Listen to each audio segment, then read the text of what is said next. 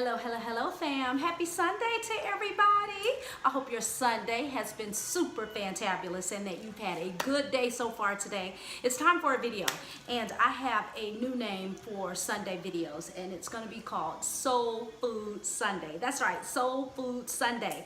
And let me tell you why. Okay, so Sunday dinners was a big deal at our house coming up. My mom always prepared the best meals. Well, she prepared the best meals every day, but she certainly went way out on Sunday, and it was not, it was normal for somebody other than our family to be at the house, whether it was the pastor and his wife and his family, or somebody from the church, or family members.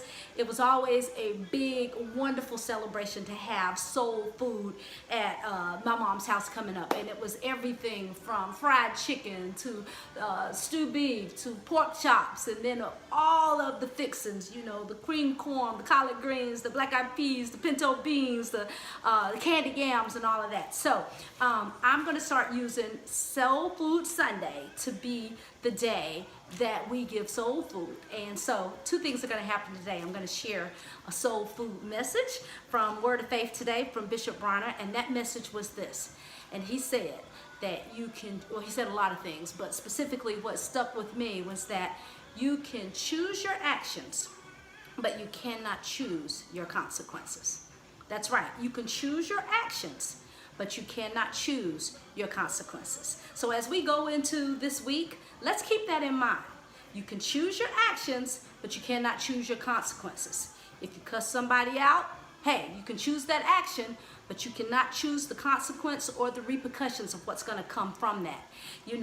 If we make poor decisions regarding relationships, you can choose your actions, but you can't choose the consequences that's going to be a result of those actions. If we make poor money decisions, you can choose your actions, but you can't choose the consequences of what may come as a result of that. So even with your thoughts, you can choose your actions and what you think, but what is going to be the consequences of what that thought action is going to accomplish. So let's keep that in mind for this week. You can choose your actions, but you cannot choose your consequences. That's the soul food message for the day for the soul. Now, we're going to make a soul food meal together today. So, by now I'm vegan, but I am going to make a vegan version of soul food that I grew up on and the wonderful things that I like. And I'm going to show you how to do that as healthy as possible and as economically as possible. Okay, so there's a soul food restaurant down the street from my house, and I always go there and get a veggie plate. And one veggie plate is $10.60. Okay, so, but I love soul food. So I'm going to show you how to make those same dishes that I get in the veggie plate at home for a lot cheaper, okay? And, you get to control the portions of the things like salt and things of that sort, salt, sugar, and all of those things that can be unhealthy for you. And so let's make that meal together today. So today's menu is going to be collard greens. That's right, fresh collard greens. The veggie plate that I typically get there is collard greens, black eyed peas, either candied yams or potato salad, but I don't get the potato salad anymore because they put egg and mayonnaise in it. So I now go with the candied yams, and I get this squash and zucchini stir-fry casserole that they make there. So it's not really a casserole, it's more of just like steamed vegetables. Okay, so that's what we're gonna make today. We're gonna make the collard greens, and we're gonna make the yellow squash and zucchini squash medley, and we're also gonna make some candied yams, and we're gonna make some black eyed peas. Okay, so let me first start off by I'm also gonna attempt to make some vegan cornbread today with no milk, with no cow's milk and with no egg. So I've never made that before, so it's gonna be interesting to see how that comes out. But I have a feeling it's gonna taste really good. And I'm gonna show you how to make iced tea. Iced tea was a big Sunday staple at our house, and I'm gonna show you how to make that at home as well. And so let's first start with our ingredients. So I bought a whole bunch of collard greens, and it was only $2.99 for the whole bunch of collard greens. So I'm going to show you how to cut those up and how to make good collard greens. the zucchini squash and vegetables I have, I'm only gonna have 2 zucchini squash and 2 yellow squash and 1 zucchini squash, because that's all they had at the grocery store, and that was about $3. This bag of black eyed peas was only $1.97, and we're gonna make the whole bag because we can put half of this in the freezer for later. And the candied yams that we're gonna make, I bought 3 candied yams, and it was like $2.50 for like 3. So keep in mind that that price like that, like $1.97 for a whole bag of black eyed peas, is less than what you would pay for one side item in a restaurant. So you're really going to be saving a lot of money by cooking at home. And so let's go ahead and get started on how we're going to make our soul food meals today to go with the soul food that we've already gotten for our soul. Okay, so the first thing I'm going to do is show you how to cut up collard greens and get the collard green going. While we're cutting up the collard greens, I want you to know that I already have the water boiling on the stove that we're going to cook the collard greens in. So let me just show you what I'm going to do here. So here's the collard greens. I bought a whole bunch for $2.99. So this is one bunch that I bought for $2.99. For these particular collard greens, I am going to cut the stems off. So I want to show you how to do that. So some people don't like stems in their collard greens, and I'm just going to show you how to cut that off. So all you do is you curve the collard green sideways like that. And can you see? Let me move the camera a little bit so you can see here. So, and then you just take your knife and kind of cut up the stem, and then pull the stem off like that. Okay? So let me show you how to do that one more time. Okay, so you're gonna take that stem, and then you're gonna lay the collard green sideways and just cut up the vein of that collard green and take that stem right off. If you like stems, just leave it on there. But if you don't, then you can always cut it off. So let's do that one more time. We're just gonna take the stem, the collard green, lay it sideways, and then just cut up that stem, and the stem comes off just like that. Okay, so then there's one more we want to do. That's right, just fold the collard green in half, lay it down flat, and then just cut up that stem, and it takes the collard green right off. Okay, so then you take your collard greens and you lay them and stack them on top of each other, just like this. And I've already cut up most of the bunch of collard greens. So you just take the stack, cut it up like this, and then you just roll it like you're rolling a fruit roll up or something, okay? Okay, and then we're just gonna cut the collard greens. And you can cut collard greens however you like. You know, I'm just gonna kind of cut these kind of like in a pin roll motion, kind of like that, okay? And then I'm just gonna take this and turn it sideways and cut it like this, so the collard greens are gonna actually be like in squares. Okay, cut that like that. Okay, now I've already rinsed these collard greens and cleaned them real good. Now I'm just gonna add them to the bowl. Add them to the strainer with the rest of the collard greens that I've already cut up. So I'm just gonna rinse them one more time just to make sure all of the grit and everything is off the collard greens, but I rinsed them. I cleaned them real good before I cut them up, and then I'm just going to rinse them one more time here. Okay, so if you have collard greens that look like that, that's a little yellow, then go ahead and take those out. But everything else looks good. So we're going to get these collard greens, make sure all of them are in the pot. You don't want to waste anything. Boom, boom, boom, boom. Going to shake that excess water off of there. And then we're going to take the collard greens and put them in the boiling water that's already boiled. And so let's go ahead and do that. I'm going to take them over here. Let me take you over here first. Okay, so we're going to take you over here so you can see where we're going to put the collard greens there. This boiling water right here. We're going to put that in boiling water. And then we're just going to take the collard greens, put them in the water that's already boiling. Take a couple handfuls, put them already in the water that's boiling. That's going to make us a whole pot of collard greens. Whole pot. Okay. So we're putting all the collard greens in this one pot. So one bunch of collard greens can make a whole almost a full pot, where they're gonna boil down, but almost a full pot of collard greens. Okay, so now, instead of the traditional things that my mom used to season her collard greens with, turkey necks or ham hocks or things like that, I'm gonna do a healthier version of that. So, and of course I'm vegan, so I don't eat meat. So we're only gonna put a few ingredients into the collard greens, and they're gonna be just as good. So we're gonna take a little vinegar, pour a little vinegar in there, okay?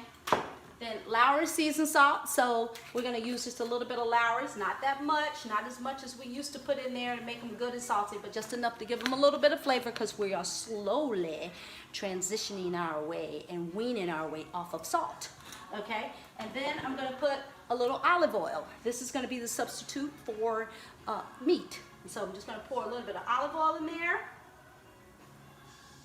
okay?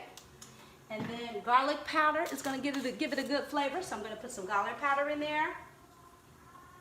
I'm not measuring. My mom didn't measure, so y'all just kind of watch to see how much I'm putting in there and kind of guesstimate, okay? You know, and trust your gut, okay? All right, and then I love collard greens with just a little bit of spice, so I'm going to put some crushed red pepper in there, okay? Crushed red pepper in there. The water was already boiling whenever I put the collard greens in there, so at this point, I'm just going to put the lid on there. And then once the collard greens start boiling again, I'm gonna turn them down and just let them cook. And then that's done. You're done with the collard greens, okay? All right, okay, so that's the collard greens right there. Now, let's go and make our second dish. Okay, our second dish is gonna be our candied yams. And we're gonna try to do like a healthier version of candied yams. Okay, so I have 3 candied yams. We're gonna show you how to just skin the candied yams and cut it up.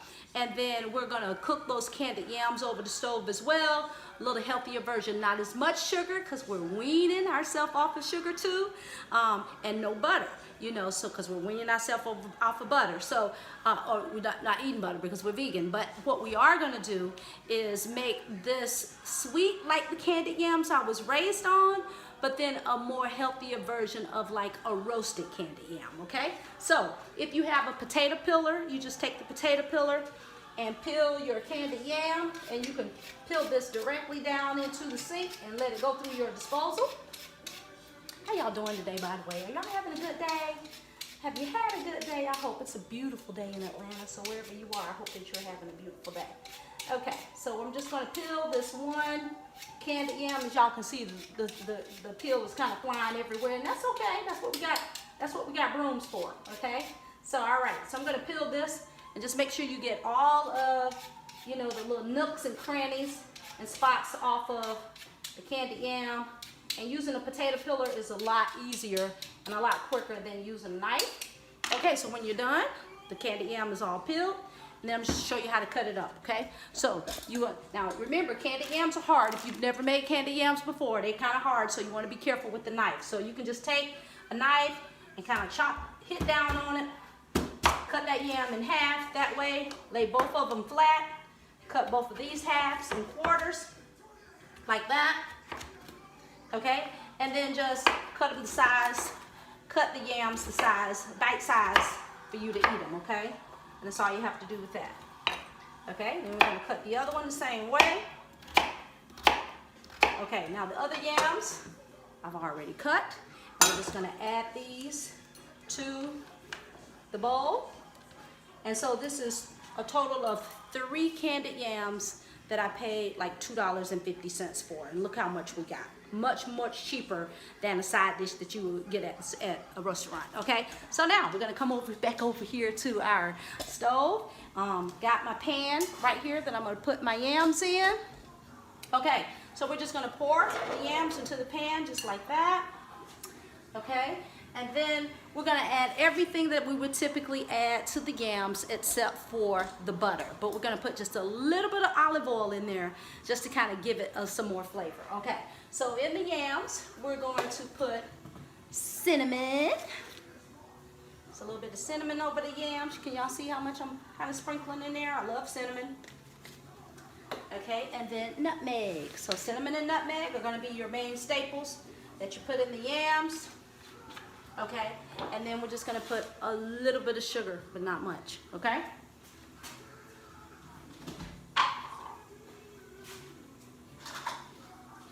All right, we just want a little bit of sweetness, but not a lot, because we are weaning ourselves off of sugar.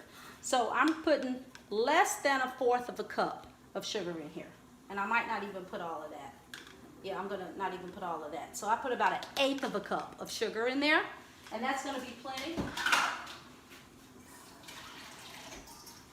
And then just a little bit of water in here, just to kind of, water to cover the bottom of the pan. Because once you put the lid on and cook them, they're gonna kind of make their own water as well. Put the lid on, turn it on, like medium.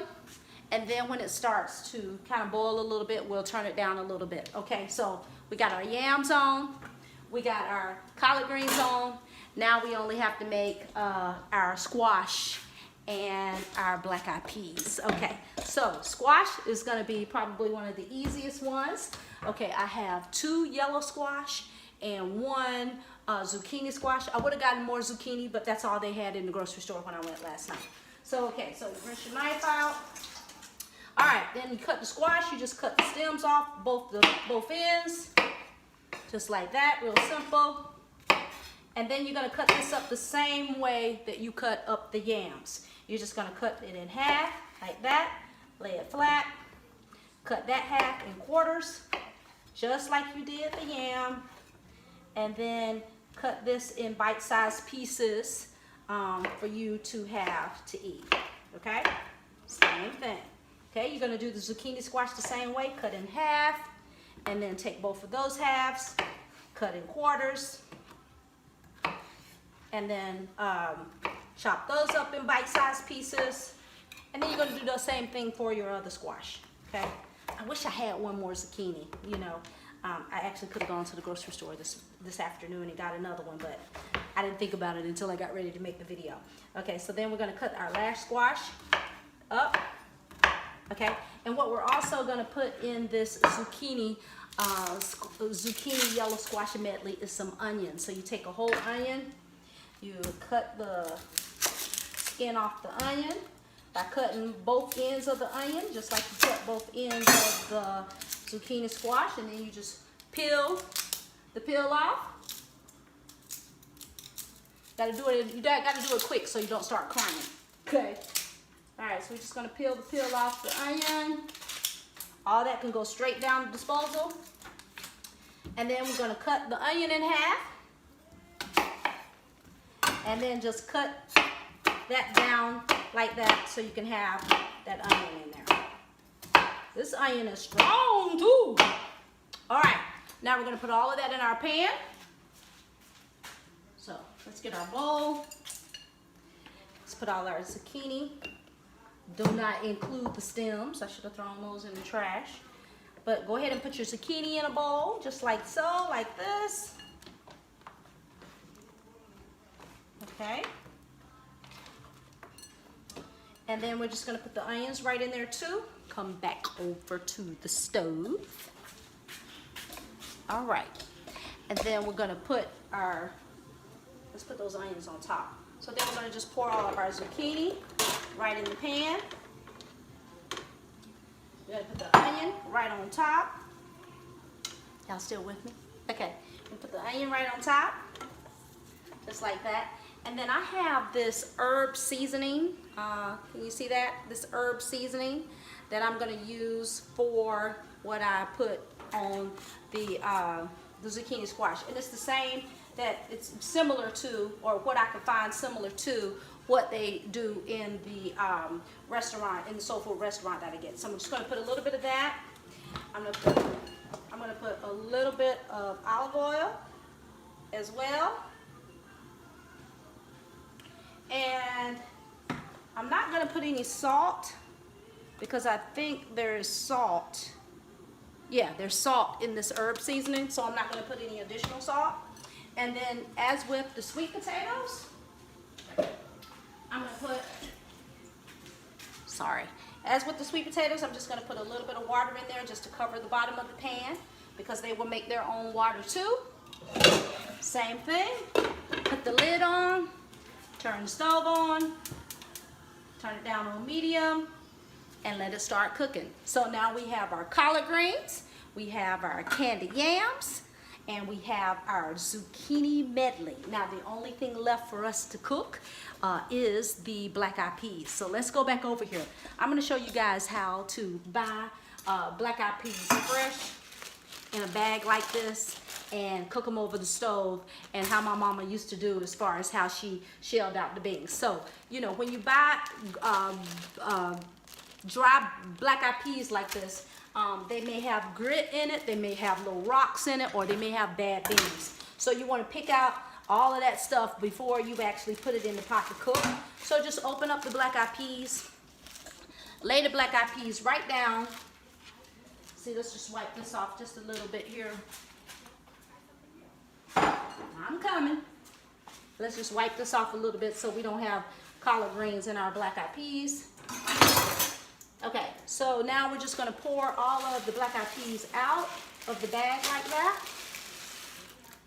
And then what you're looking for is to see if you see any rocks or bad beans in here, and you just separate this. Mama used to have us to do this when we were like 6 or 7 years old, separate the beans. So this is bringing back wonderful memories for me. So just go through, and if you see like this was in the beans, I don't know what that is, but if you see like any bad beans that got spots on them, like I don't know if you could tell, but that's got like a black spot on them, you want to just remove all of that. So just, you know, move over the good beans as you go through the black eyed peas, and you're just looking for any beans that might have spots, any little tiny rocks that might have gotten in there through the processing process. And then just take all of those bad beans out. Okay? And once you get all of the bad beans out, now you're ready to put these beans in the pot to cook. Okay, let me go get the pot. Okay. So we got our pot here. We're just gonna pour all of the beans. The black eyed peas, what did I say beans? The black eyed peas, I'm missing a couple of bad ones that I didn't get out. So we're just gonna pour all of our black eyed peas right in the pot.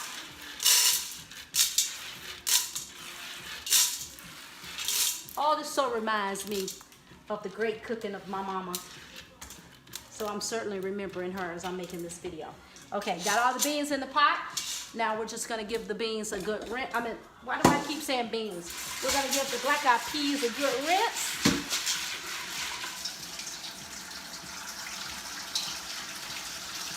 Make sure we get all of that grit and dirt off the beans. So give it a rinse a couple of times. And then on that third time, you're just gonna fill it up with some water. Okay, I'm filling this pot up with about 1/3 of water for that 1 pack of beans that I put in there. Beans, peas, black eyed peas in there, and that was a 16-ounce bag of beans to about 1/3 of water. Okay, so let's take this over here to the stove.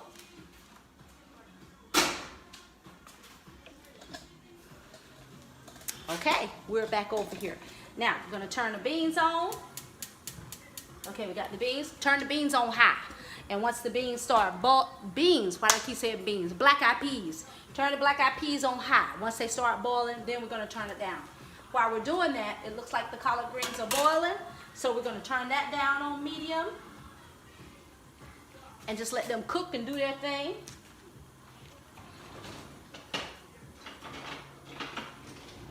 Gonna stir those collard greens around a little bit and just let them finish cooking.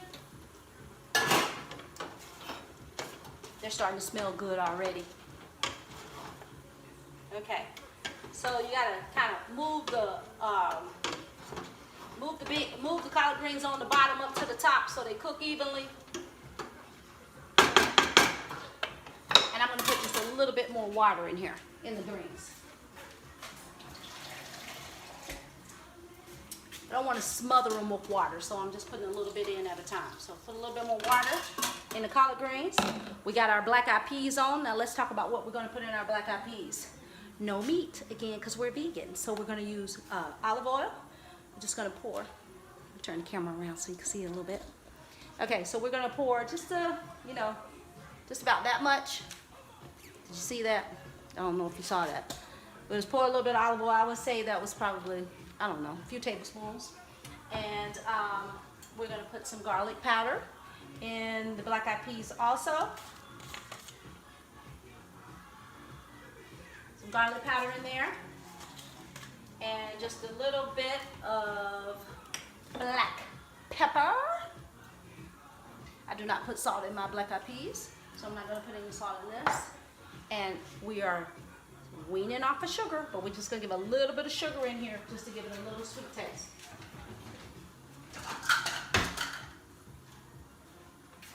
So this is about a tablespoon of sugar.